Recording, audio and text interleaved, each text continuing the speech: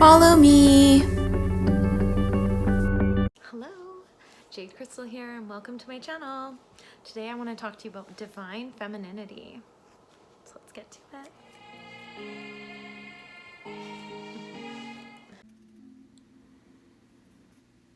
So if you found my channel, welcome. Remember that you are beautiful, you are amazing, and this video is a confirmation that you are on purpose and in the right place. If I talk fast, it's to bypass your mind and directly access your soul's listening. And I want you to trust in your soul, in your higher self ability to understand past your mind and to remember what's needed as you need it. So grab a blanket, a cozy, healthy beverage, your journal, and set up on your meditation mat. Let's begin with a prayer. Beloved Creator, may I always be protected from evils. May my ego come in service to my spirit. May I always be connected to divine truth. May I listen with my spirit and hear with my heart, absorbing love and what is of my highest good. May I activate the miracles and blessings meant for me as I walk my golden path, in full faith, with grace and ease. And so it is. Thank you, thank you, thank you. So divine femininity. To me, divine femininity is the collective has made constructs of how they've defined female and male, and they have made these constructs to be very enslaving. And then they have also misdefined masculine and misdefined feminine. So we're going to talk about divine masculine in another video. We'll touch on it here because you have the yin and the yang together, but we're going to focus on divine feminine. And I want to talk to you today about how kind of practices bring you into your divine feminine, what kind of energetics are divine feminine, and why they're important for us right now, and why would we want to cultivate them.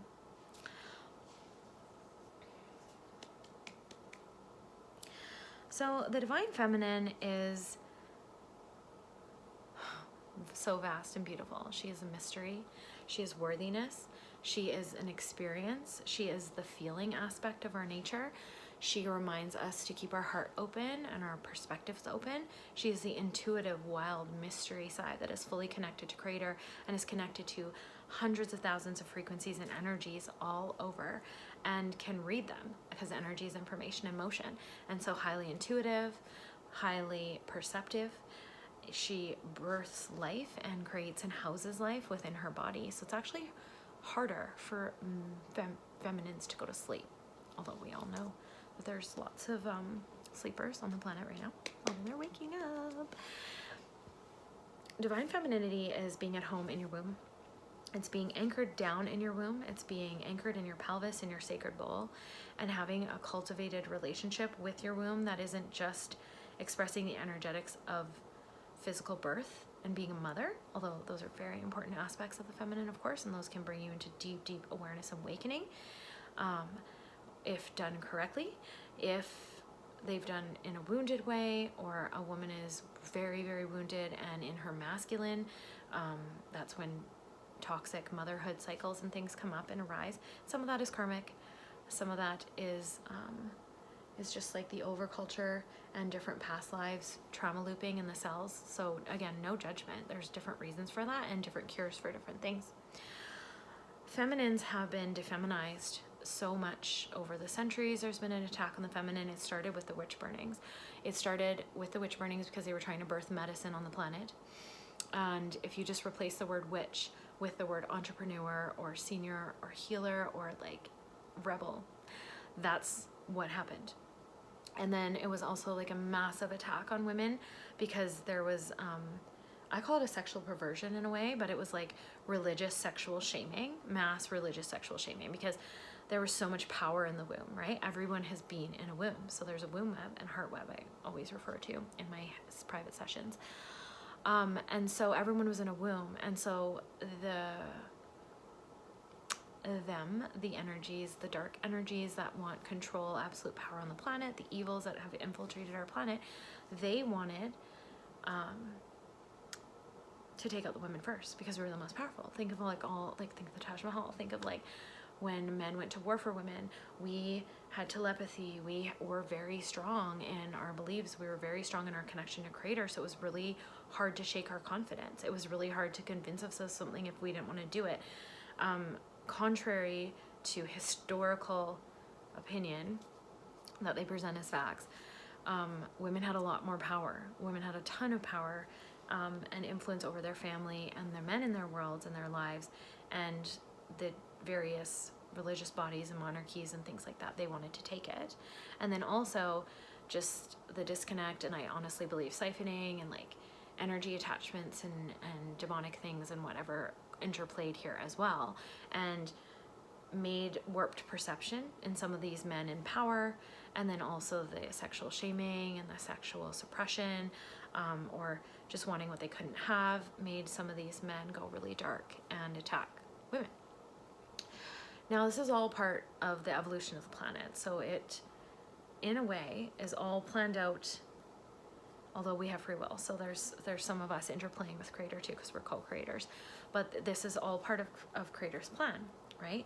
And also sometimes these shadow aspects and this like disempowerment pieces are actually meant from a creational perspective and planned out from a creational perspective, so that we can actually recover our own strength and see how strong we are. And sometimes in this human experience that we can't actually learn a lesson or integrate something until we actually go through it on our own. And so it's a lot of how we learn. Some of this is like in past lives, we knew we'd be inundated this time, and we knew there would be spiritual warfare and battle. So we meditated and practiced spirituality all day long, all the time, for years and years and years, our whole lifetime, some of them, so that we could recover some of those gifts now. And part of the Divine Feminine journey is to do with that. So you can go back and watch some of my videos on Akashic Records, and then auric field coring and Lemurian energetics, because I touch on some of those things in there. Past life, I feel like there's some past life videos I posted, and I'll put some links down in the bio after. But so some of this shadow aspect and interplay and disempowerment that's gone on in culture and for centuries is also for us to be able to recover our strengths.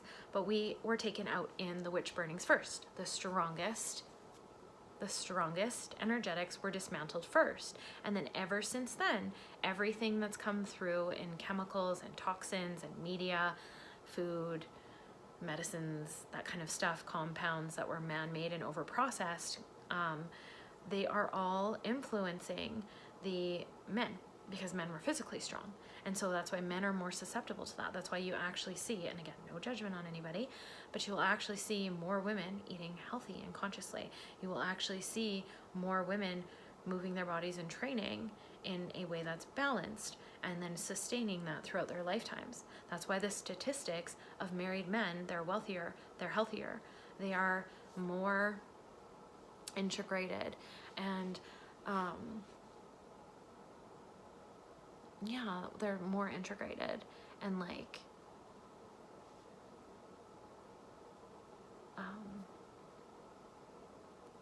they live longer. There's just all these statistics of how much a unified connection and marriage and healthy marriage comes into play, because to have a healthy unified marriage, also your divine feminine and divine masculine need to be balanced, and then you mirror that and you attract that same partner, right? You can go watch my video on conscious singleness, because we kind of talk about that. But in divine femininity, so a few things have happened. So ever since the witch burnings, there was a rupture between women. That's why you see in some waves and generations of souls, there was a lot of interpersonal conflict with women, a lot of gossip, a lot of attack. And just as a reminder, gossip and attack, even in your thoughts, breaking people's confidence and things like that, all of that energy is very, very bad karma, and it comes back to you. It does not, it might initially harm the person that you've, aimed at with that. It might just cause a little initial harming, but truly it actually degrades your own frequency. It actually degrades your own confidence. It actually degrades your own presence and esteem. And then again, like the karma that comes back to you, and until you can learn to break that cycle and forgive yourself, and then ask energetically for, even, or in person if you want to, for forgiveness, those energetics remain looping in your field until you clear them by bringing awareness and divinity to them. and truth, right? And so it's a huge thing in our culture now to be this way, but it's actually so disempowering. And then another thing that's happened is from these witch burnings and onward, it's like women have been taught to abdicate their power. And there was a time when women misused their power. And so we were happy to go to sleep in a way. But this is also the repair of all of that. And as we recover more love and more emotional maturity, and we alchemize the violence within, and we learn to be in our feminine energy, and we learn to allow some of the trauma looping and grieving to come through ourselves, through our Akashic records, through our bloodlines, through us as the physical bridge and physical representation here on this planet right now, we actually start to regain our power. And the more love, because it takes a lot of love to do those things that I just talked about, and connection to pure source energy and pure source love and light, of course, will help with that. As we recover more of that love, we can recover more of our feminine capacities. And our feminine capacities is the capacity to see angels and see and connect with our loved one on the other side. It is our capacity to create a mood and a situation that is encompassing of the needs of all people, animals, all the people in your family, all the people around you. It's the urge to celebrate, and my cat's gonna come say hi, my sweet Anakai. It's the urge to celebrate, and it's the urge to just be soft and gentle and love one another. And it cultivates a capacity to truly see. So to truly see evil at different layers and levels, to truly see when someone has been abused and there's no evil residing in them, and they're not repeating the abuse that was given to them, but they may be in harmful patterns or behaviors or self-medicating through addiction to kind of numb the traumas within them. And then you can see at very high advanced levels, you can see the evil residing in other people, and you can love it back to the light, to witness the dark with peace in your heart, as Alana Fairchild might say. So that is a true feminine nature. Now, true feminine nature also, she's very creative, she's a dreamer, and then our inner masculine, and then usually our outer masculine, our partnership, they will build those dreams out for us. Now we're in an Aquarian age where we're learning to like balance that yin and yang between us. So a lot of women are single right now. There's like millions of women that are single right now, and they're learning to cultivate that yin and the yang so their own inner masculine can build out these dreams, and they're forging paths instead of waiting for those paths to find them or to fit in, like square peg round hole. And so they're actually cultivating that, and all of that is also femininity. And all of this is also rewilding, to be able to be connected with nature, to know how to grow plants and grow our own food, and to know what nature needs. And eventually, again, advanced energetics, as we all evolve, we're going to be able to wield the elements. We're going to be able to, you might already be doing this, working with earth, air, water, fire, ethers to, clean up pollution, to regrow trees at rapid rates, to regrow the forest, to help re-imprint the underground forest that gets ripped up in reclamation processes, like pipelines and construction and all that kind of stuff. And even though they reforest things and put them back, they've ripped up centuries and sometimes eons old of underground forest and networks of all the trees that can't just grow back overnight.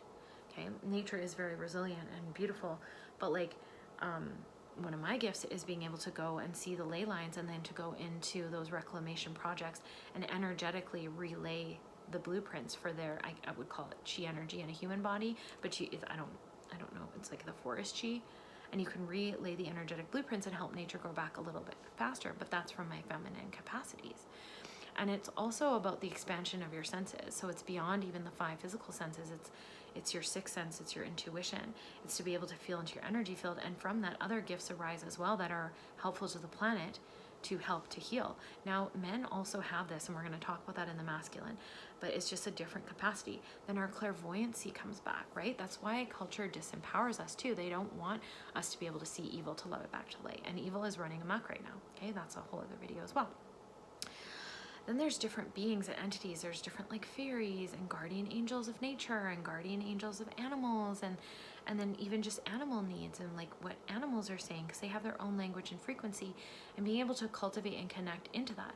It's also like an inner knowing of when something is good for you or not, and all the way from relationships to chemicals and cleaning products to chemicals in water, chemicals in food, and to be able to select and choose and be drawn to what is actually natural, and to actually create a harmonic relationship back with nature. So like, who's not scared of spiders? I don't think I've met very many women that were not scared of spiders, and I used to be one of them. And I will say that now where I'm living, there's not poisonous spiders, so that also makes a difference. Where I lived before, there's poisonous spiders, but even then, if you have a harmonic frequency with nature, you start to understand that all animals actually represent an ecosystem, and they also, within that ecosystem, they represent a sacred symbol of their purpose and why Creator put them on their planet. And that sacred definition of purpose is actually a guidepost for you, and it can become a language of spirit, right? So if you see a cat, it could mean that you're fostering independence and strength and inner beauty, and you are fostering an intelligent emotional intelligence and emotional capacity to love very intelligently. And that's what like a cat can represent. And then there's varying levels of cats, like if it's a leopard or a panther and stuff. But all of that becomes the language of spirit. And these things can arise differently in everybody, because that's why we're all as unique as a snowflake. And that's why we all get certain gifts. And when we work with Creator, Creator helps us to bring those out in unique ways. Yet, even with healing capacities, like the patriarchal system has really taken over healing capacities. So people are like, oh, have you been trained? Do you have this certification? Do you have this? And then people take a weekend energy healing course and expect to be healers the next day. Like, that's not how it works. You have to take some time with it and practice and really put it into play, and really help to work with Creator on your own energetic healing and internal awareness, and maybe even healing family generational stuff, so you're not passing that on to your clients when you're healing them. Okay, and all of this comes back into feminine energetics, because you cultivate the awareness to use this. You cultivate the channels and the strength to read the hundreds of thousands of energies that are around us at all times, right? Energies, information, motion, remember, like I said. So you are able to read this in different capacities in different ways, and this only enhances your life experience and the life experience of others. Also, when we're in our divine feminine and we're with a masculine in his divine masculine, and he recognizes a divine feminine within us, we can help to build more wealth. We can help to build a stronger foundational structure. That, you know, that thing where they say like behind every amazing man is like a good woman, that is for a reason. Now, patriarchy has taken that and corrupted it, but truly it would be behind every good man is a good woman, and behind every good woman is a good man. And actual balance, which I think the last culture that we actually lived in balance of harmonics of divine masculine, divine feminine, was ancient Egypt. But well, there was a few other indigenous cultures as well, but very, very strongly and very, very openly was ancient Egypt, pre-Cleopatra. But it is, but even she had it. It just got toxic there, right? But cultivating these energetics, they are trying to rise right now. We are all being called. If you're feeling anxiety, if you're feeling, you're having like acne, if you are having hormonal issues, which they keep calling perimenopause, it is not. It's your divine feminine trying to rise. It is you abdicating your womb. It is the culture teaching us that we're batteries. Come on, plug on in, siphon off us, because we have no energy boundaries. And then as soon as we have sexual shame, some of us, or repressed sexuality, or it's been tainted with pornography, and we don't want to deal with that. And so when that energy comes around us, because we haven't cultivated a strong energy field or a strong connection to our feminine, we literally rise up out of our body and we abdicate our belly and our womb, and then people can energy harvest off of us. And then there's opposites of that, where we're so strong in our feminine and we might be in an unintegrated dark feminine, and we actually could take energy from men. And that's also why men cannot live as long as part of it, because we're taking so much energy because there's no balance. And there might be wounds inside of us that are like the black hole, and we're taking it during sex. At the same time though, a wounded masculine can see your energy and your light inside of you and your frequency. There's so many of us starseeds on this planet and earth angels. They can see your light and your frequency, and then come energy dump there to clean themselves off, right? And then now you're left with all their stuckness and their energy, and now unfortunately it's yours and your responsibility to heal, but then women don't know that. They've completely abdicated their feminine wisdom, intuitive guidance system, their ability to read those energies, so they don't even know to clean off. And then if you're being promiscuous, you're doing this over and over and over again, and then you're just inundated. And then you think you're the problem. And partly, like, your tolerance, your set points, your levels can be, but like, also if you just clean that off and selected better partners, even if you're exploring your sexuality, nothing wrong with that, but if you selected better partners and then you're merging with something that's actually going to benefit you instead of just like Joe Blow stranger, any lust that comes into fruition, because those could be sex demons, that could be pornography influences. Like, if you can center it in divinity and you can use a jade egg practice to make sure your oxytocin is established to creator and established back to a neutral set point instead of loving someone who might not be very good for you. All of these things cultivate a really strong feminine present.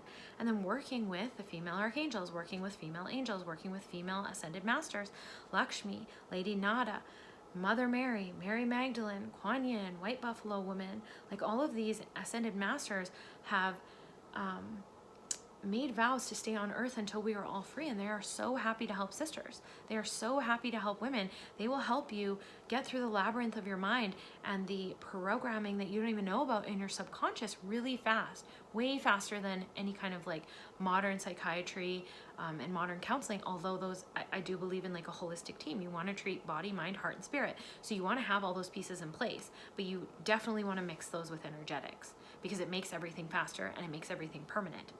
And then also it helps to restore ancient practices and ancient feminine wisdom that has been taken from us and withheld from us on purpose. They still have it. So it can rise up through your consciousness, through your clairvoyancy channels, and it's just such a beautiful, beautiful place to be. Like, it's such a beautiful magnetism to be. So some of the first things that I start with my clients is to get into their feminine energy. First I get them, I'm holding my sweet baby girl, but I get them to make a triangle, and you put it really low down your womb, like below your navel. You can even be touching your yoni or your gateway, that's fine. And you start to breathe. You imagine or sense or know that there's golden light all around you and love all around you, and it could be any color you'd like, but I like gold, divinity, gold frequency, and gold energy. And you start to breathe that in. And you breathe it in, and you see it going through your whole endocrine system, and you foster gratitude in your heart for the beauty that you are. You be thankful for your nails, your hair, your skin, whatever it is that you feel like makes you beautiful. Excuse me. You start to foster that, and you breathe this golden light into your womb, and you get really centered in your womb. And I actually ask Mother Mary to come in, and she puts a beautiful blue rose gold down in the womb. Rose gold, rose, like a rose, sacred geometrical pattern that will actually help you heal and awaken your womb. And then I also do sacred cave practices, and there's actually meditations on my channel you should be able to find that help you with that if you're interested. And you start to re-establish the connection with your womb. Now that's an energetic gateway and portal, and it is connected to your ancestral lines. So sometimes sadness arises, sometimes you go through pockets of heaviness, but again, if you're partnered with divinity, if you're asking creator, the universe, angels, your higher self, your Holy Spirit, like right there, help me with that. I'm really sad today. How can we fix this? What is going on in my subconscious that needs to be purged? What are my tolerance levels? How can I change them? What am I choosing to let go of? What am I choosing to no longer believe about myself? Lakshmi is a beautiful goddess to work with on self-worth. She is just wonderful. There's crystals that you can do. And the jade egg, like I said, jade egg. So it started in Taoist tradition. So if you think of like all the wives that these royal men had, or concubines, and that they had the jade egg and they would put it up in their womb because A, jade is healing. 2, B is that jade it's a beautiful polished stone, and it actually helps you to tone your internal muscles of your pelvis. When you're doing Kegels, you're only getting the outer muscles of your pelvis, and there's a place for that too. There's a place for everything without it being overdone. But when you actually put the jade egg up there, you can actually learn to squeeze it in different areas. This improves your sex life. This improves your sex health. It intones and helps all of your tissue down in your pelvis so that you don't have chronic bladder infections, that you can stop chronic yeast infections. It just brings up the overall health all in there. I believe if you start it early enough, it's going to help you not develop endometriosis and cysts and all of that kind of practices, right? And I mean, if you don't like jade and you don't like stones, I feel like you wouldn't be on this channel, but there are other practices and other ways that gynecologists have mimicked now. I just don't really believe that it's helpful to put like toxins and plastic and silicones up in there. That being said, I do use a Diva cup, so to a point, right? Because your womb is so sensitive. If you are using tampons and things on your period, go please buy organic cotton. Spend the extra money or use a Diva cup. Learn to use a Diva cup. Sometimes it's a little messy at first until you learn where it needs to be positioned and what your size is. But after that, it's so clean. And then you can just, when you're done, you clean it off with water and soap. You can boil it once in a while, but you soak it in hydrogen peroxide.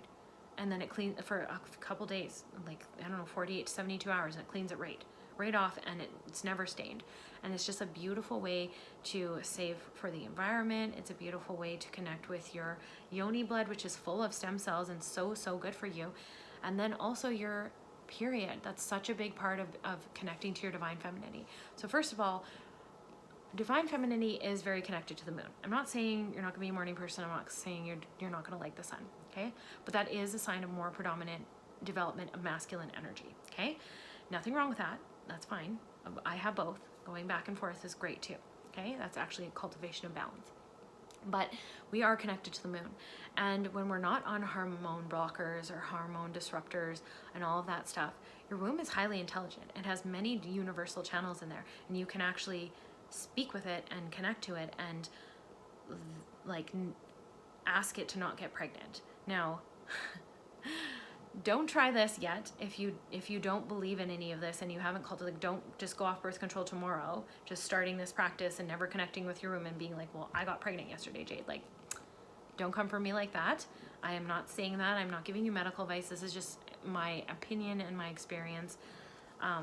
But if you can cultivate the proper energy of energetics and connection with your womb, that's how women didn't have to use birth control before. There is a way. And also, when you get off some of these hormone blockers, or at least use a low or more healthy one or different alternative, or abstain from sex until you have a divine partner who appreciates all of the energy that you're cultivating and understands the magnificence of contribution that you bring to their experience and into their life, then, have sex then. But when you have removed some of these hormone disruptors, air fresheners, chemicals in the hair products and the cleaners in the foods, and you've reduced them as much as possible, your moon cycle will, and you start looking at where the moon is every day, your moon cycle will sync to the moon, because the moon is nature's calendar, okay? And then also, our bleed is a call to rest. We are very lucky we have that. It makes us healthier and it makes us live longer. And also, you can absorb your egg. You can absorb the stem cells in your system so that you can be more radiant, more youthful. You can heal parts of yourself with it. And it's literally directed by you, just by asking, by bringing conscious awareness to your womb and then asking, because your cells listen to you. They're yours. We are so powerful, and we've been taught to be disempowered. Okay, so the womb breath, bringing in some energetics with Mother Mary and getting her to help you heal. Those are daily practices, and then just knowing some of these things. So there's a practice in books that I follow called Wild Power by Sanji Alexandra, maybe. Anyway, it's called Wild Power. Sanji and then Alexandra, I think, are their first names of the two authors of them. And they brought in a life-changing guidance system for me, and then my divinity took it even deeper as I applied it. As I do with all things, I meditate, I ask for solutions, Creator, I download in meditation, and then Creator brings me to the perfect book and system, and then we integrate it, enhance it, and make it work for my experience, my life, and my body. And so I wish that on you. That's part of divinity, is partnering with Creator and partnering with divinity so that you can get your emotional guidance system back on, your navigation system, presencing with yourself, that your sight will open, your clairvoyancy channels. But back to your cycle. Your cycle mimics nature. You have a spring, a summer, a winter, an autumn, and a winter. And winter is when you go into temple, which is your bleed days. And the way they premises is about knowing your own internal cycles. So when you're in your spring, it's just after you've bled and you're kind of a little raw and vulnerable and you're not really like maybe social. It's going to be different for everybody. It's kind of a general thing. And you just start to know what your spring feels like and how much energy you have and how much like association you want to make with the outside world. And then you start to follow that. And then you get into summer and you can literally live your best life. If you can plan your vacations with your summer, your big projects, that's when you have the most energy. That's when you have your superwoman energy. Okay. And then autumn comes, and then autumn is where you start to gear down. You get a little more girly, you get a little more truth, a little more bold. And this is when you ideally would be prepping, making extra food, making extra meals, getting your laundry done, getting your house clean, and just kind of prepping and gearing down for when you get into winter and you're going towards your bleed. And then when you go towards your bleed, that's called going to temple, because that is a magical time for us. That's why we used to have Ren 10s. That's why we used to be the most psychic, the most sensitive. We get the most prophecy from that. So that's the time that you hanker in as much as you can. You bring it down, they say, to 1% of what you can do. Like, we have to work and we have to do things, but you have some meals prepared. You have your house clean, your chores and your habits and your errands are mostly done, and you've allowed those 3-4 days of your bleed to be in rest, in meditation, in planning. This is a good time to have your planner and plan the rest of your month, because you don't want to plan your month from your superwoman phase, because when you get into these other cycles, you may not have enough energy to do it. But if you plan it from your bleed phase, if you plan it from temple, first of all, you're partnered with creator and divinity and your higher self, and so you're going to make a better plan that's more soul aligned. And then you're also going to be able to rest on those bleed days, which the next month is going to bring down or cancel out completely PMS symptoms. Another thing is, if you're getting pain, a lot of pain on your period or PMS symptoms, go find a natural source of calcium and keep a bottle of calcium in your house and take it right before your period. And then if you forgot, take it on your period. Trust me, you do not need Advil or Tylenol or Midol or any of those things. You need calcium, and it's freaking life-changing. So those kinds of things are stuff that you can do. And all of these practices in nourishing yourself and honoring your femininity is going to draw more femininity out of you. Now, why would you want to draw more femininity out of you? Well, first of all, I love effortless manifestation. I love being able to just chill and sit and be me and enjoy and then just decide what I want, show the universe, and then it comes to me. That's amazing. It's wonderful. And then also just deciding what you want and being in that play and that free spirit, and then having those things come to you, right? And so that's part of feminine magnetism. Then also just the way you connect with people, the way that you feel. And then so also this is another thing. So talking in your feelings and your needs. So that starts with being able to feel your feelings and your needs. So I'm taking Claire Zamet's coaches course, parts of it, and then her feminine empowerment course, and she taught a really beautiful practice where you feel your feelings and your needs. You literally turn all of your attention and love and care to yourself, and then you, Anakai, please, you practice feeling, like you practice presencing with your own heart. And so you practice being able to just feel your own feelings, and you practice being able to like talk them back to you. And not just that though, it's not all a mental state, it's about an energy feeling state. So you get into a state where you are literally listening deeply for yourself, and then you start to just name your feelings to yourself, you presence with yourself. And then when you're done that practice, you do it with your needs. I'm not going to do it on this channel right now. I do it in my private coaching sessions. If you want to have a session with me, the links and everything will be down in the bio. You can email me. But you start to really feel into your feelings and your needs every day, not to act on them, not to do anything to them, not to solve them, not to fix them, just to listen to yourself, just to be with yourself in the way that you crave other people to be with you. And it's such a beautiful, beautiful practice. And you start to really understand how you feel every day and what you need. And you start to be able to integrate that into your daily living. And when you start to integrate a lot of these pieces, being at home in your womb, speaking from your womb, being present in your body and your pelvis and staying there, when you start to bring in womb breath, when you start to bring in womb energetics, when you start to honor your cyclical nature in general, but you start to literally understand that your 28-day cycle is governed by a moon calendar, because that's 28 days, and your cycle mimics nature in those different seasons, and you start to honor that, it magic just starts to erupt in your life because it's our true nature. It's what we've been craving. It brings us back into harmony, and it just harmonizes so much things in our life, like pure living magic. It's so wonderful. And it also ripples out to everything. It ripples out to your relationships with your children. It ripples out to relationships with your partner and your spouse. It ripples into everything that you're doing. And then from that place, you can start to really understand when you are over focused on yourself, or you're over focused on another person, and then that there's a field of potentials between you as well. And you can start to really understand these different layers of sensation and energetics that are going on all around us at all times. And you start to be able to use it for the good of everybody. You start to be able to activate potentials and creative projects between each of you. And you start to be able to accept your own human flaws and humanity. And you begin to also be able to accept other people's human flaws and humanity. And so it becomes this beautiful relationship with life that you are guided on autopilot from some of these things, right? And there's so many different practices we can do. Like there's mirror work and like dancing in the mirror and just looking in your own eyes and telling yourself that you love yourself and that you're proud of yourself. Gratitude practices come into that. And all of these really start to anchor down feminine energetics.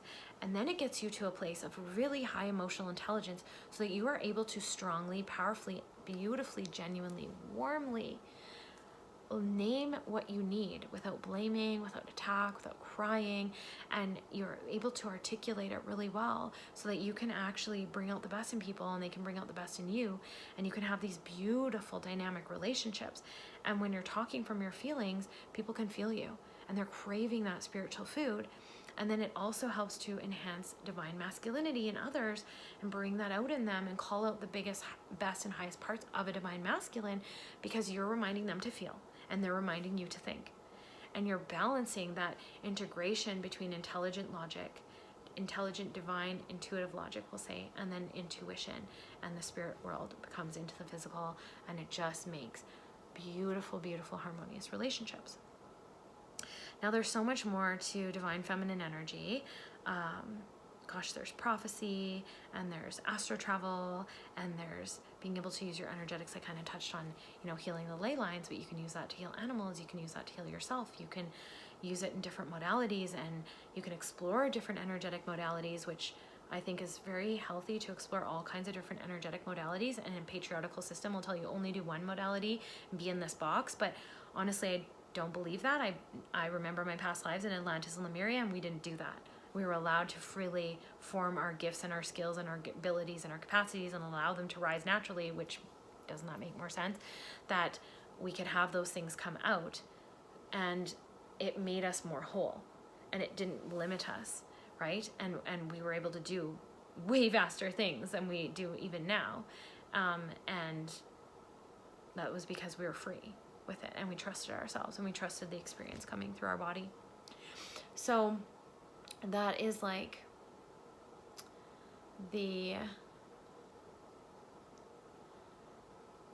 I think that's where I'm going to leave it for today. And if you really liked this video and you want me to talk more on this subject, just drop a comment down below. If you want to work with me, I'm going to put all my links down there. You can email me, and I'm always happy to just email me with any questions, any concerns, anything you're struggling with. I just love to hear from you. I love talking with you, and I just thank you so much for your support. I love you so much. Thank you for joining my channel. I hope you got some beautiful things from this today. I hope you got a better understanding of divine feminine. She is a mystery. She is huge and encompassing, and there's all kinds of aspects on it. I'm going to do some videos on like the dark feminine and the integrations of that, and just different feminine aspects that way.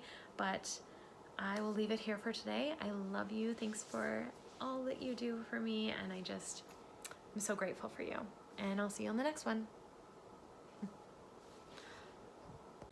If you like this video, please subscribe, click the link below,